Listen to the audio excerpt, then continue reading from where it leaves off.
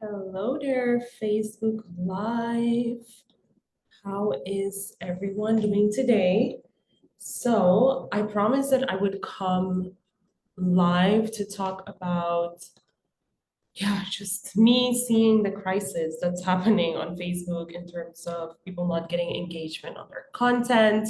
Obviously, you have your offer that you want to sell, but if people are not engaging with your content, then there's a sign that something needs to shift. So that's essentially what I want to talk about today. Let me just see if I can pin this to my profile or something. I'm not really used to doing it this way, so please bear with me. 1 second.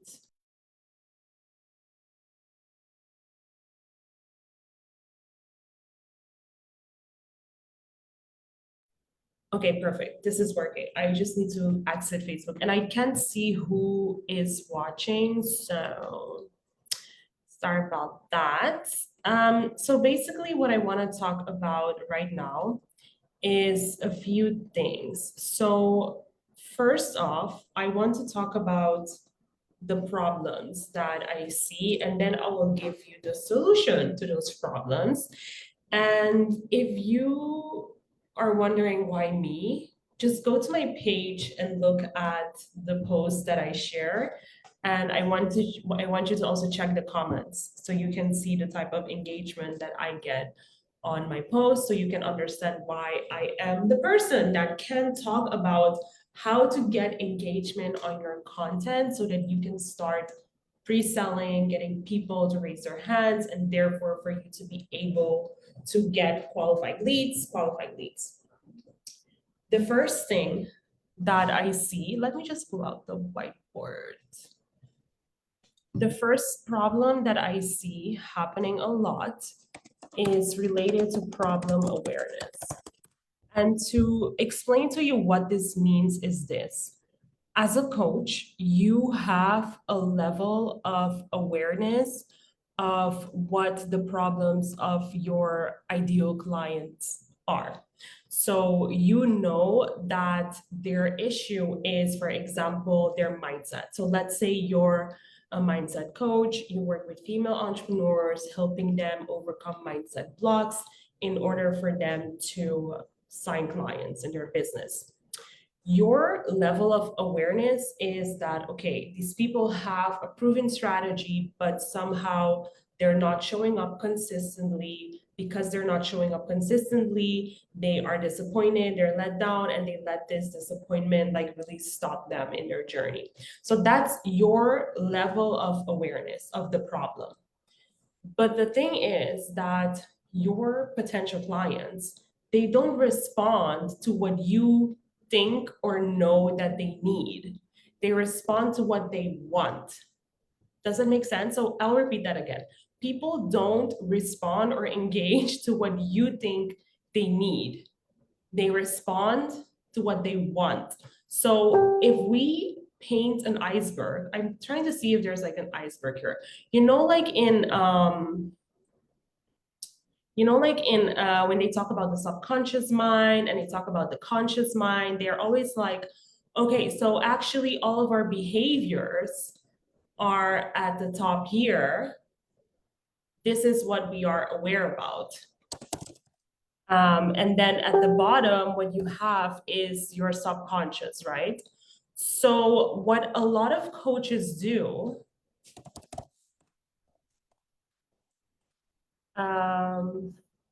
ideal. Anyway, this doesn't look great, but it's fine. So what a lot of coaches do is they are talking about this. So they talk about this part. But actually, people respond to this part, what they know they want. So that's the biggest thing that I see happening. And I want you to right now to just reflect on your content and to think about where you are in terms of like what you're talking about. Because, for example, I'll give myself as an example. So I know that my ideal client, they need to overcome their fears around selling. That's what I know here, what they need. But you don't see me trying to get a lot of engagement talking about that, because what my ideal client wants is money, and they want to know what it is that they need to do in order to sell. So that's essentially it. Let me just reply to some people. I promised some people I would let them know we're live. So that's the first thing. So really realizing that if you are talking about your understanding of the problem, that you're not really capturing the attention of people, because they don't really care about what you know they need. They care about what they want. Can this person get me what I want? That's number one. So let me know in the comments if you have any further questions about this. And I would say one of the issues that is underlying this is lack of a concrete outcome in your offer. So if your offer is, I don't know, has an outcome that's related to living your best life or living your dream life, etc., then what tangible outcome can you really offer people, right? So once you have a concrete outcome in your offer, then this helps you to be able to unlock this, to really know, okay, what is it that people want? Okay, that's good, but then what do I know they need? So, but you really have to get their engagement at that level. And so that's really the big thing. Once you have that, the other issue that I see happening a lot, let me just get this, which is numero dos, number two, it's the lack of a strategy. So what is it that you want people to do? Like, what action do you want them to take and why? And when I talk about lack of a strategy, it's really about, so obviously your goal is to sell your offers, but in your content, you cannot always be selling. Like, okay, you're actually always selling by talking about the transformation. But what I see happening a lot is that people have these really big asks in their content. So they'll be like, comment this and get on a free call with me. So like nobody's gonna do that. Like people don't just do that. So what you really need to do is to think about the steps your ideal client takes in order for them to come to the realization and acceptance that they need your solution. And I always like to just test people by talking about asking them to do something small. So instead of asking people to immediately like raise their hand to get, for example, a free call, I just want to know who would be interested in consuming some information from me.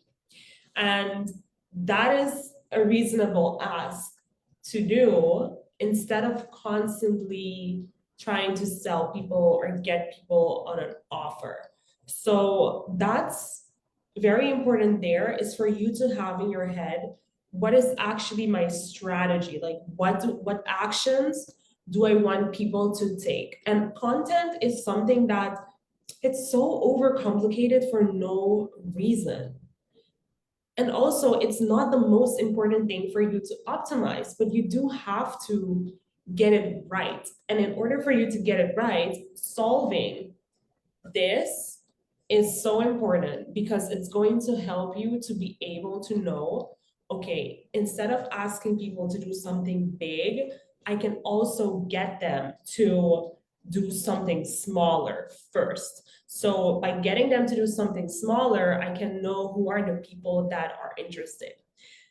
However, if you want people to do something big, something small, there needs to be what I would like to call it activating elements in your content. And this is something that a lot of content just lacks because it's a lot of times written at the level of problem awareness from the coach. So if you're doing that, this is already going to go wrong. But let's say that you have switched to talking to people in their language. The next thing that you want to do is include activating elements. And this is something that I used to also struggle with. Thankfully, I learned about the power of activating people. And when I say activating people, it's really about in your content, again, being strategic about who you're talking to. And when we say who it is you're talking to, I'm not only talking about their demographics. So if you want to activate people, one of the key things you need to know about them are their core desires. So, okay, taking an example, same example as before. So you're a mindset coach, you work with female entrepreneurs that want to make money, but they have blogs. Okay, so the outcome is the monetary gain. Okay, but even in that monetary gain, what monetary gain? Is it people that are at zero that want to go to 5K months?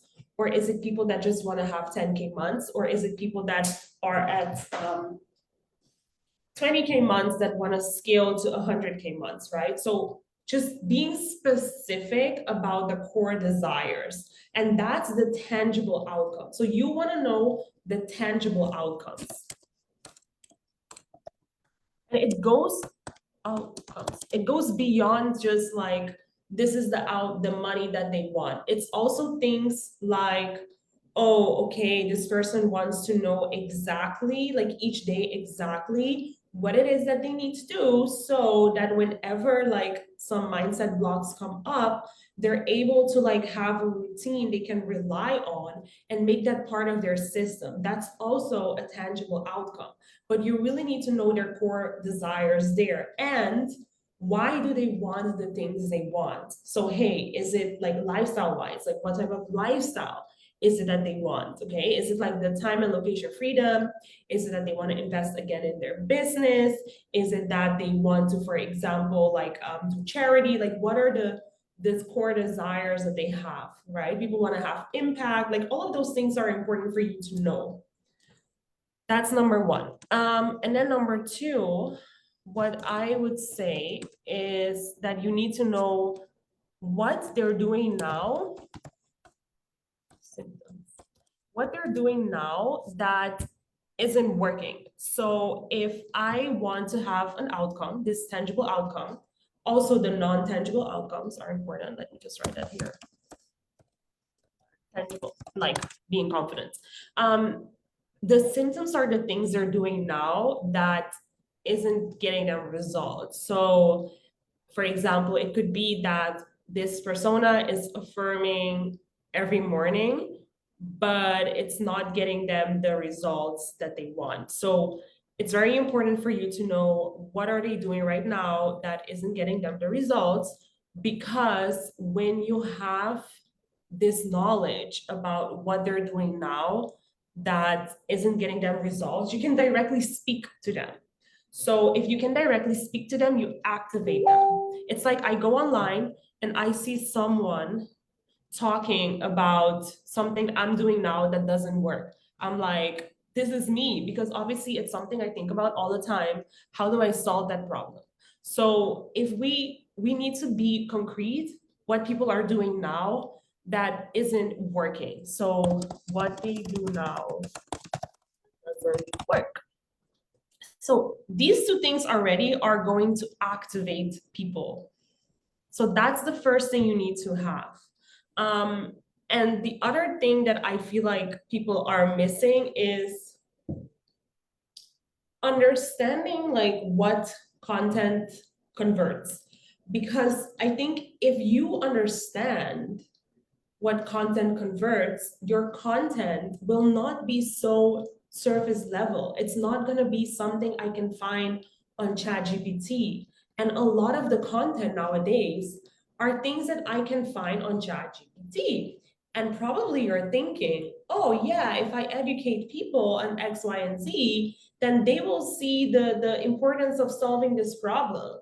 But it's like the person you want to sell to, they are already aware of the problem. They just want to know what is the solution and what they need to do to get the solution.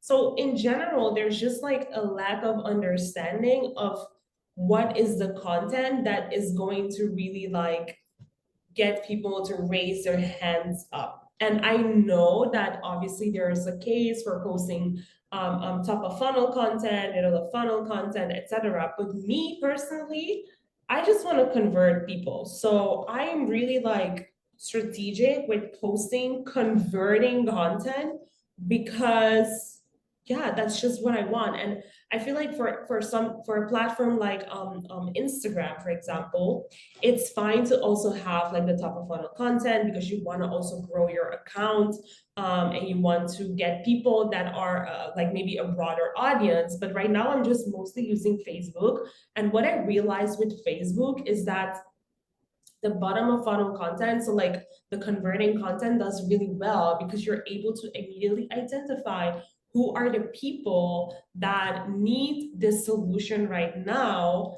and that are more likely to engage with your content. So I really hope this helps. So if I can just summarize it before I talk about the two-step approach that I use, I can also show it to you. Let's see. I don't want to show you too much on my computer. Like I know there's like some creeps on the internet. Um, so the first thing is, if I turn the challenges into solutions, speak at the problem awareness of your client. Okay, so if you're someone that does a lot of self-concept work, for example, everybody can say like, yeah, I need to work on my self-concept, but they're not gonna buy from you unless you say you want to make 10K months. And then in your content, you talk about the solution, which is to work on your self-concept. But if you want to get their attention, you really need to speak to them at their problem, like their awareness, level of problem awareness. And then number two is a strategy. So you cannot always be asking people to take big actions. Think of small actions they can take. Maybe it's like engaging or sharing their story. Maybe it's like, okay, comment this word to get the workshop. Great business asset to have, right? And maybe it's like, okay, raise your hand if you want a free call. So just having different options and asks that you can ask people. And number three is being able to activate people. So if your content right now is just talking about you need to do this, to da da da, it's like, yeah, but like I don't know if you really understand me right now, or like what the problems are that I have. So I kind of want to have more proof that you do. So by knowing like one, their core desires, so both tangible outcome as more emotional, spiritual level outcomes, as well as symptoms of what they're doing now that isn't working, you're able to activate people. So that's that. So now I really want to talk about the solution to all of this. So what I would say is, just give me 1 second. What I would say is no more freebie seekers. Yes, Elizabeth, yes. What I would say is that if you would like to solve this, there's just two things that you need to do. And the number one thing that you need to be doing is you need to start having sales calls. Because look, when you have sales calls, you have the opportunity to directly hear it from the other person, what they want, their core desires, what they're doing now that isn't working, what their struggles are, why they want to get this outcome in their lives, what their challenges are. Like you get data, and data in the words of your ideal client is what messaging is all about. It's about knowing, again, their awareness of their problems. Okay, so this is the biggest trend. I really want you to walk away with this. If you right now are using your own words and you're not getting engagement, Do a market research call, do a sales call, record it, get the transcript. That's the number one step. And this is exactly how I do it as well. I literally go to ChatGPT, I put the transcript of the part where I'm asking people about their challenges, their aspirations, their goals. And then I ask ChatGPT, this script, tell me what are their core desires, what are the symptoms of their problems, so what are they doing now that isn't working, what is their real problem, because we have to always separate our problem awareness versus their problem awareness. Our solutions are our awareness of the problem, but how we market to people is towards their awareness. So that's the biggest thing that you need to know. And then when you put that in ChatGPT, you just get a summary of the person.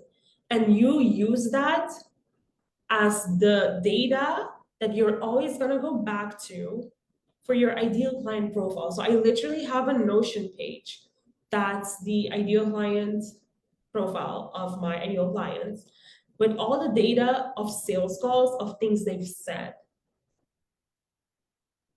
It's great. Like that's exactly what I use.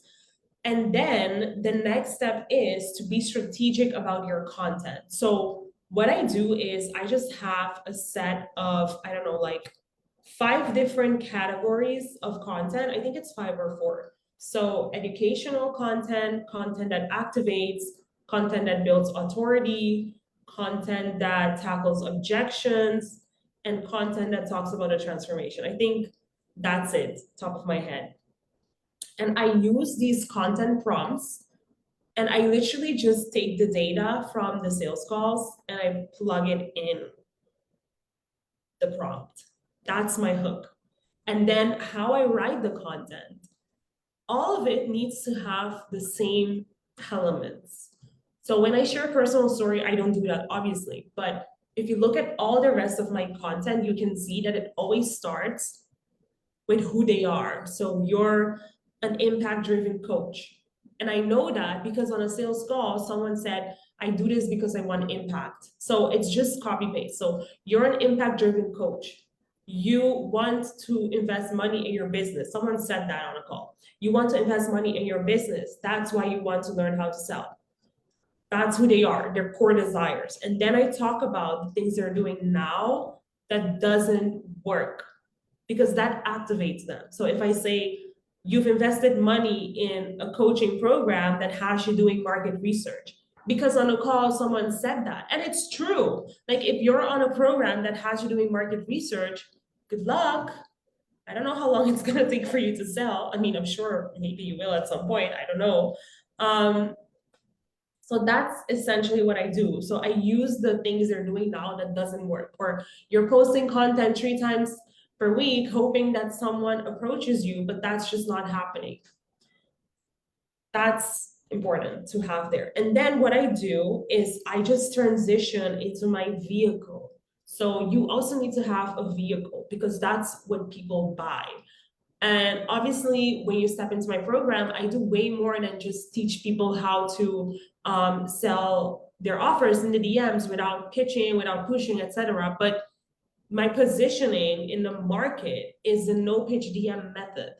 So everything I do is just around that. So I take their problems, their awareness of their problems, and then I say, okay, so this is your current situation. This is what you want, your current situation. If you want to change to get to 10K months, 20K months, this is how the no pitch DM system helps you get there. So I'm always talking about how the characteristics of my vehicle that get them there, which also aligns with what people say on a sales call. So if I ask someone on a sales call, why is this the best program for you to get to those results? And they say, because I see I can get quick results, I take that and I use that. So it's just 2-step approach, right? So doing sales calls, AKA having data, and then having a very specific content strategy format and pasting it in there. That's it. I hope this was helpful. I'm not sure if people were expecting like, some crazy, step approach.